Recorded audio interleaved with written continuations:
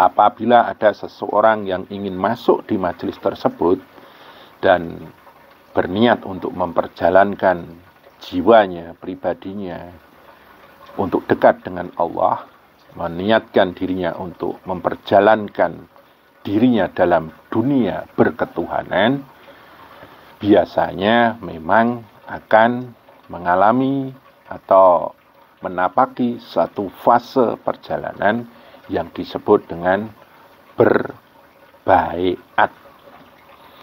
Lah, yang jadi pertanyaan adalah apa makna baiat tersebut?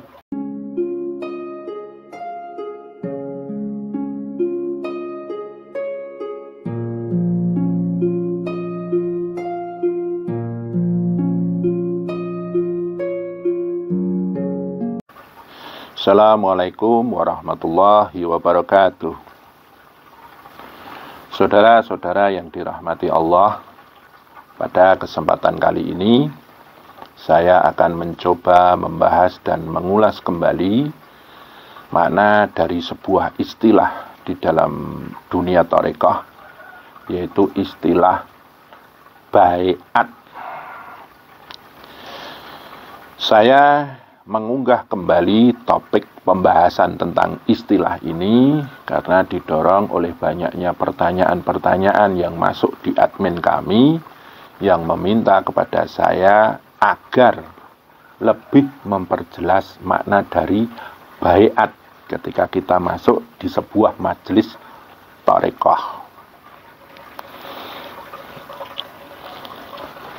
Saudara-saudara yang saya muliakan, ketika kita berbicara tentang dunia perthariqatan, lebih spesifik lagi, majelis-majelis yang menyatakan dirinya adalah sebagai majelis thariqah, apabila ada seseorang yang ingin masuk di majelis tersebut dan berniat untuk memperjalankan jiwanya, pribadinya untuk dekat dengan Allah, meniatkan dirinya untuk memperjalankan dirinya dalam dunia berketuhanan, biasanya memang akan mengalami atau menapaki satu fase perjalanan yang disebut dengan berbaiat. Lah, yang jadi pertanyaan adalah apa makna baiat tersebut? Dari beberapa pertanyaan yang masuk di admin kami dan dari sedulur-sedulur beberapa yang hadir rawuh di tempat saya, banyak sekali macam warna persepsi pemahaman tentang istilah baiat ini. Ada yang berpersepsi memahami baiat adalah mengangkat satu sumpah janji kepada seorang guru. Jadi baiat adalah satu sumpah dan janji yang diangkat seorang murid dengan gurunya, dan di balik sumpah dan janji tersebut ada satu aturan-aturan tertentu, dan aturan tersebut rumit. Dan apabila sang murid melanggar aturan tersebut, maka sang murid akan dosa, akan mendapatkan satu bala, akan kualat, bahkan katanya celaka.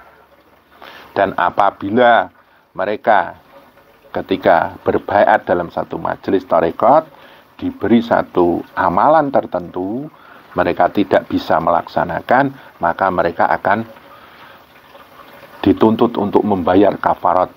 Apabila tidak dilakukan, mereka akan dosa, celaka, kena bala. Ada yang berpersepsi seperti itu. Mohon maaf, persepsi seperti itu tidak ada di majelis kami. Jadi baiat itu tidak untuk mengangkat satu sumpah dan janji yang memungkinkan seseorang mendapatkan maldharat dari sumpah dan janji tersebut. Jadi di majelis kami pemahaman seperti itu tidak ada. Ada lagi yang mempunyai satu persepsi pemahaman lain. Ada yang berpendapat begini. Seseorang kebetulan terlilit hutang, terbelit hutang.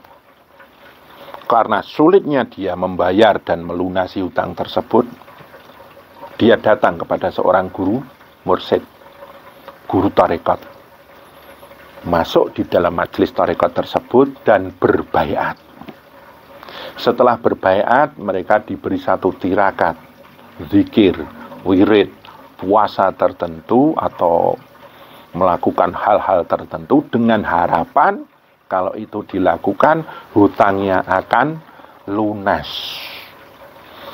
Ketika berbaiat dengan dasar seperti itu, maka itu bukan disebut baiat tarekat. Ada juga yang datang karena sedang membangun satu usaha yang bersifat duniawiyah. Mungkin membangun sebuah perusahaan, sebuah badan usaha, atau sedang berdagang, bikin warung makan, dagang pakaian, dagang motor, mobil, atau apalah. Mereka hadir kepada seorang guru mursyid. Setelah itu berbaiat. Setelah berbaiat diberikan tirakat tertentu, zikir, wirid, dan puasa tertentu dengan harapan agar usahanya lancar, agar dagangannya laris, agar menemukan satu kekayaan tertentu. Ketika mereka berbaiat dengan dasar seperti itu, maka itu bukan disebut baiat tarekat. Ada juga yang kebetulan sakit yang sulit disembuhkan, sakit kanker, sakit jantung, gagal ginjal, atau sakit tertentu yang memang lama nggak sembuh-sembuh.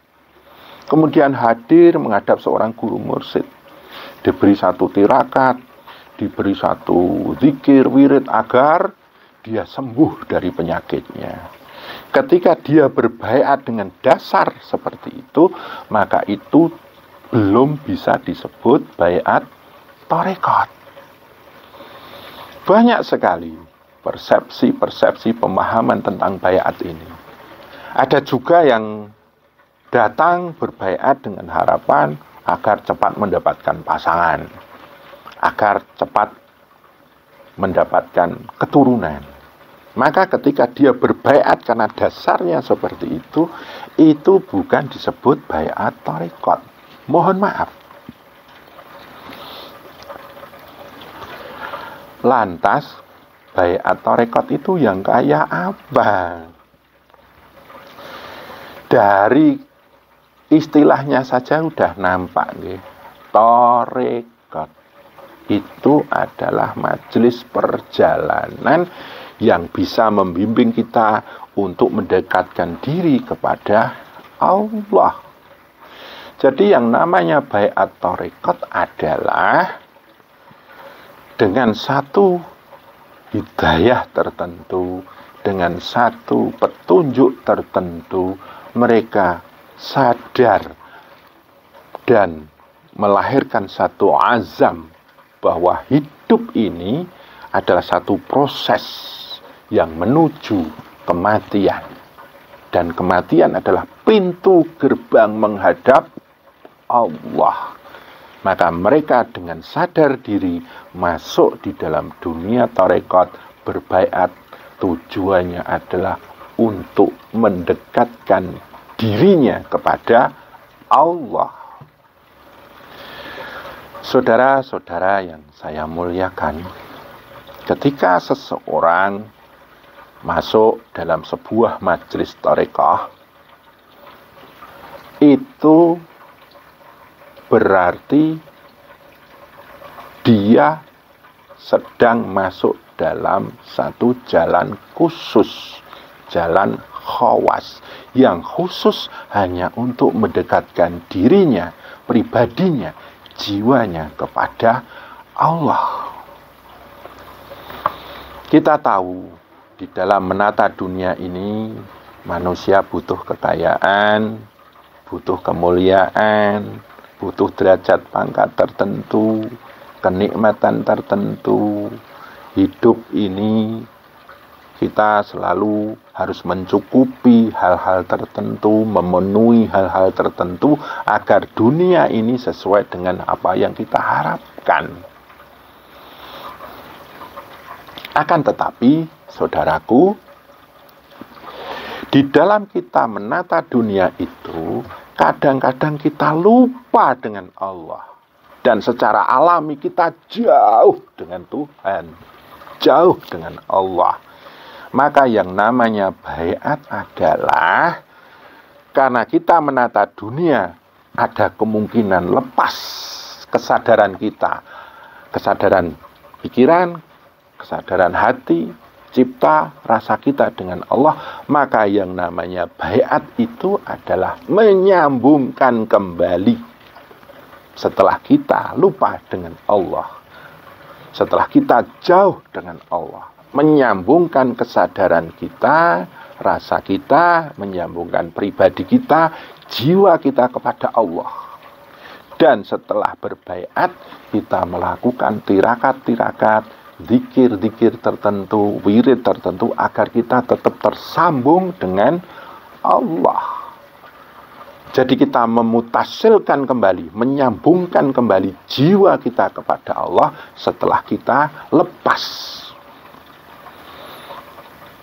Kadang kita, karena kemiskinan kita, derita kita, beban hidup kita, himpitan kita, kita lupa dengan Allah. Maka berbaiat adalah menyambung kembali apa yang sudah memutuskan kesadaran kita, kesadaran pribadi, zahir batin kita dengan Allah. Kadang juga orang yang kebetulan nasibnya baik, kaya raya, dimuliakan dalam dunianya, dicukupkan, diberi banyak kenikmatan, secara nggak sadar mereka lupa dengan Allah, jauh dengan Allah. Maka baiat adalah menyambung kembali ketika mereka terputus dengan lupanya, jauh dengan Allah. Jadi baiat adalah menyambungkan kembali hubungan pribadi kita dengan Allah yang selama ini telah putus. Itulah baiat thariqah. Kemudian guru saya pernah mengatakan sesungguhnya manusia itu dekat dengan Allah. Tapi karena banyak hijab, entah hijab dari raganya, nafsunya, pikirannya, perasaannya, kekotoran-kekotoran hatinya menghijab hubungannya dengan Allah, akhirnya dia merasa jauh. Baiat bertarekat adalah agar kita membuka, mengkasyafkan, menembus dinding-dinding batas antara diri kita dengan Allah. Kita melakukan satu tirakat, dzikir dan wirid agar hijab-hijab itu terbuka dan kita bisa dekat dengan Allah. Itulah yang disebut dengan baiat thariqah. Jadi baiat thariqah itu adalah jalan khusus. Benar-benar kita ingin menyambung jiwa kita, pribadi kita dengan Allah, membuka hijab-hijab yang membatasi diri kita dengan Allah. Dan akhirnya kita menembus yang namanya alam qurbah, dekat dengan Allah dengan satu keyakinan. Orang yang dekat dengan Allah berarti dekat dengan belas kasih Allah. Orang yang dekat dengan Allah, maka dia dekat dengan pertolongan Allah, dia dekat dengan rezeki Allah, dekat dengan kuasa Allah.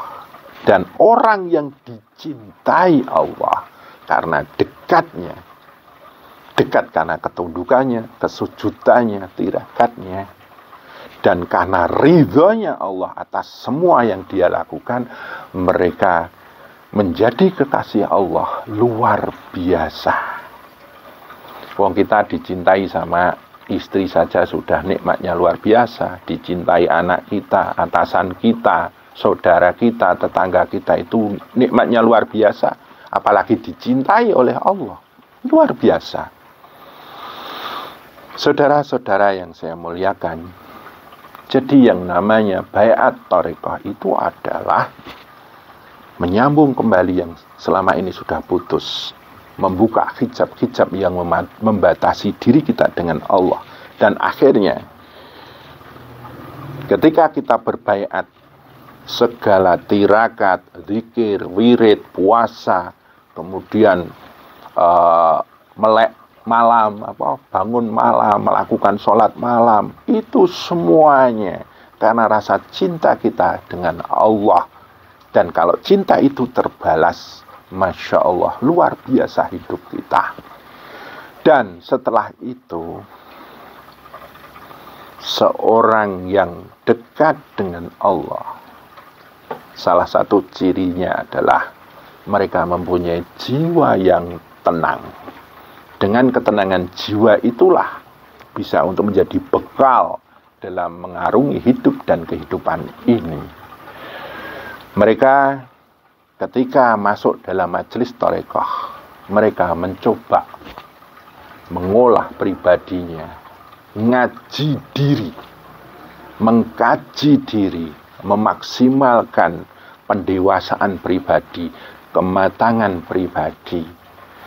Orang-orang yang dekat dengan Allah maka akan terbimbing dan tertuntun oleh yang maha membimbing dan maha menuntun. Jadi bertarekat adalah mengkaji diri, ngaji diri agar kita bisa ngejeni diri kita sendiri. Ngaji hidup agar kita bisa ngejeni. Ngejeni itu bahasa Indonesia adalah menghargai makna hidup kita. Kita ngaji wujud agar kita bisa menghargai wujud kita sebagai manusia. Kita ngaji sifat agar kita bisa ngajeni sifat kita sebagai seorang hamba ketika berhadapan dengan Allah. Kemudian kita ngaji alam semesta agar kita bisa ngajeni semesta alam ini. Kita ngaji pelangitan dan kebumian agar kita bisa ngajeni hidup dan kehidupan di alam kelangitan dan alam kebumian. Jadi yang namanya baiat thariqat adalah benar-benar kita mengkaji diri dan pribadi kita agar bisa menemukan satu makna hidup yang sesungguhnya. Kita bisa mengetahui ilmu sangkan paraning dumadi kita dari Allah, dan kita bisa kembali kepada Allah dengan selamat. Saudara-saudara yang saya muliakan, jadi baiat itu tidak seperti yang kita pahami bahwa baiat itu menakutkan, baiat itu mengkhawatirkan. Nanti kalau setelah dibaiat gini gitu seperti yang saya jelaskan di awal tadi, enggak seperti itu. Ketika kita masuk dalam sebuah majelis thariqat dan kita percaya kepada guru yang membimbing thariqat tersebut, maka kita berbaiat kepada sang guru tersebut karena kita percaya bahwa guru tersebut bisa membimbing kita untuk dekat dengan Allah. Dan syarat seorang guru kan sanadnya muktabaroh, bahwa ilmu-ilmu yang diajarkan di majelis thariqatnya itu ada silsilahnya yang nyambung kepada Nabiullah Muhammad SAW. Ketika kita berbaiat dalam satu majelis thariqat, kita menyatakan diri sebagai satu saudara. Saudara seperjalanan untuk memperjalankan pribadi masing-masing untuk dekat dengan Allah, memperjalankan pribadi masing-masing menuju kematangan jiwa, pendewasaan jiwa, agar hidup ini benar-benar dari tingkah laku kita, perilaku kita, ucapan, penglihatan, pendengaran, atau anasir-anasir indera kita, dari latifah-latifah kita, 7 anasir kita, raga, nafsu, akal, roh, sir, nur dan dat kita, hidup kita, semuanya itu terarahkan kepada keselamatan hidup. Ya, kalau bahasa Arabnya Islam, dinul Islam. Ketika kita berbaiat dalam sebuah majelis tarekat tertentu, sebetulnya di situ ada satu makna tersirat yang terkandung di dalamnya. Apa itu? Ketika kita berbaiat dalam satu majelis tarekat, kita itu memunculkan satu azam, satu niat dalam pribadi kita agar kita selalu memaksimalkan penghambaan kita kepada Allah. Kita selalu setia menyebut asma Allah, puja-puji dan mengagungkan asma dan sifat Allah. Kita tahu dalam kehidupan duniawiyah kita, kadang manis, kadang pahit, kadang getir. Kita selalu dihadapkan oleh situasi dan kondisi yang serba misterius. Kadang ada mujur, kadang ada malang. Kadang kita menemukan satu kenikmatan, dan kadang kita menemukan satu kegetiran. Kadang terang, kadang gelap. Di dalam mengarungi hidup dan kehidupan itu dengan segala warnanya, segala situasinya, di dalam baiat itu kita berusaha, saya bilang berusaha agar kita selalu setia pada Allah. Kita setia pada Allah dalam sakit kita ataupun sehat kita, dalam kemiskinan ataupun kekayaan kita, di dalam kegetiran ataupun kenikmatan hidup kita, di dalam gelap dan terangnya hidup kita berusaha untuk setia pada Allah, selalu menghamba pada Allah, menyebut asmanya, puja-puji sifatnya, mengagungkan Allah subhanahu wa ta'ala dimanapun kita berada, dan kita selalu merasa bersama dan dekat dengannya, dan kita yakin bahwa Dia adalah Sang Maha Belas Kasih. Dialah Sang Maha Menolong, Sang Maha Menjaga. Dialah tempat kita bergantung. Allahus Somad, hanya Allah lah yang layak untuk kita mencurahkan ketergantungan kita di dalam hidup dan kehidupan kita. Jadi, baiat adalah agar kita selalu menyambungkan diri kita selalu bersama Allah dan menjaga itu dengan kesetiaan kita, keistiqomahan kita, dan kita selalu waspada dengan hijab-hijab yang membatasi antara diri kita dengan Allah. Kita selalu merasa bersama Allah. Seperti itu, saudaraku. Jadi janji yang ada di dalam diri kita itu adalah sebagai janji untuk berusaha dan berusaha.